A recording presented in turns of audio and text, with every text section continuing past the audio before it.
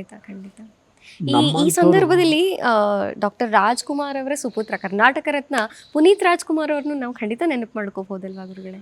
ಹೌದು, ಅಂದರೆ ರಾಜ್ಕುಮಾರ್ ಮಗ ಅನ್ನೋದು ನೆನಪು ಮಾಡ್ಕೊಳ್ಳೋದಕ್ಕಿಂತಲೂ ಆತ ಒಬ್ಬ ಒಳ್ಳೆ ನಟ ಅನ್ನೋದಕ್ಕಿಂತಲೂ ಅವನಿಗಿಂತಲೂ ಇನ್ನೂ ನಟನೆಯವರು ಬೇಕಾದಷ್ಟು ಜನ ಇರ್ಬೋದು. ಆದರೆ ಎಲ್ಲಿ ನಾವು ಆದರ್ಶತೆಯನ್ನು ನೋಡಬೇಕಾಗಿತ್ತು ಅಂತಂದರೆ, ತಾನು ದುಡ್ದಿರೋದ್ರಲ್ಲಿ ಸಮಾಜದಲ್ಲಿ ಅದು ದುರ್ಬಲರಿಗೆ ಹಂಚಲಿಕ್ಕೆ ಹೋದ್ನಲ್ಲ ಆ ವಯಸ್ಸಿನ ಹುಡುಗ, ಹೌದು ಅಲ್ವಾ?